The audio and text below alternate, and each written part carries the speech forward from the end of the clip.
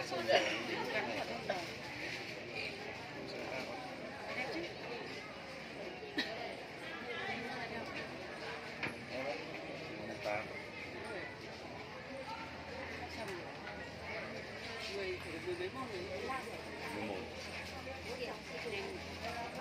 bây giờ coi như học đến Tết là xong rồi.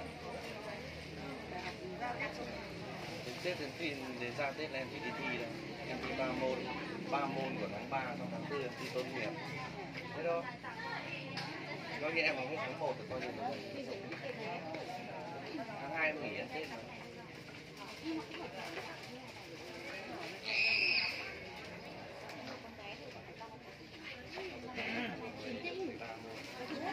Nhanh mà. Thì này xuống học 2 môn nữa. Sau 2 môn nữa, tháng 1 2 môn nữa là hết rồi. Thì tiết triển ít thời gian cũng như là có tập trung đi đâu. Rất trên ít mà. Chạy đi nó nói được. Mời cho nó không lên nhưng vừa rồi là có mấy anh lên thôi. Anh em đi nghỉ đi cá nhân đi. Đây này đang rượu được cao hết được tiếng. Đây cao của người Mông mình đây à? Nên là nó mất thời gian lắm.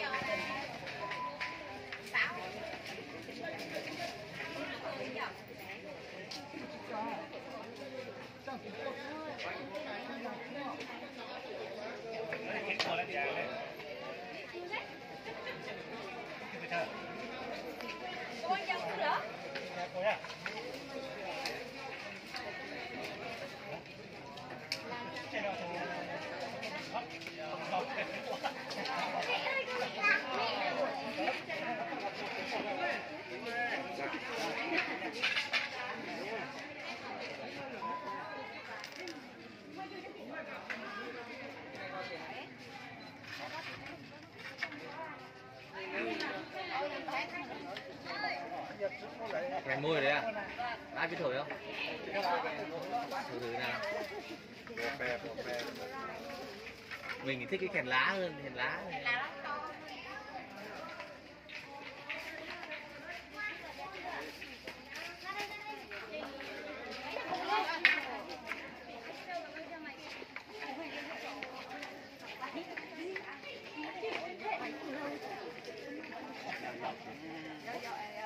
Đó là nhà này nó sẽ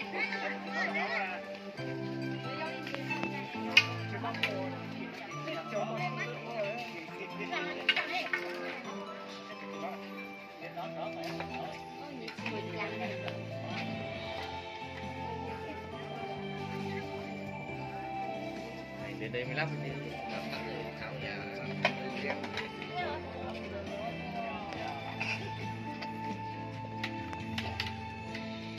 Sản phẩm mình vẫn đang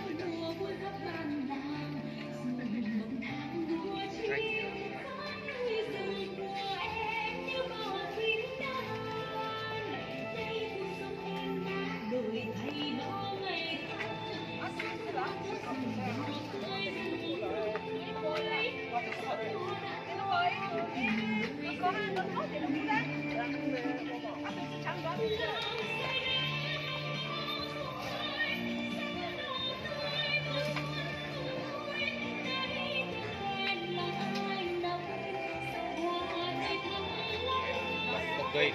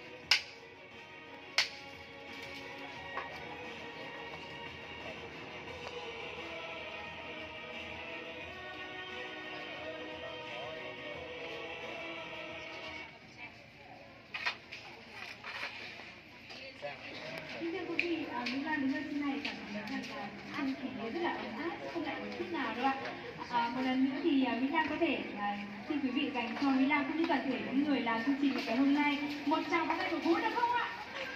Vâng ạ, xin cảm ơn rất nhiều và một sáng rất chủ nhật.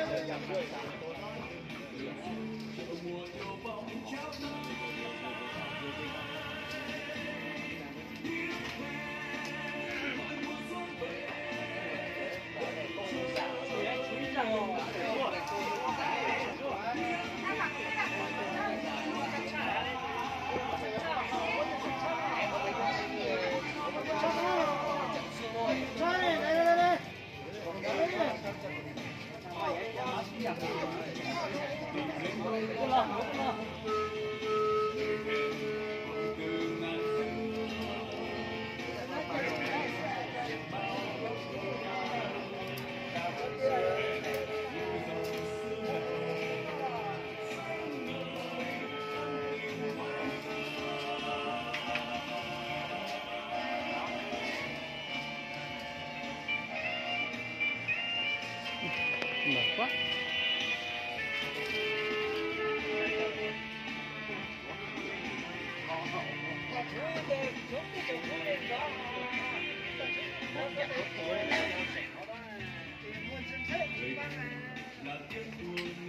Chắc bị chân.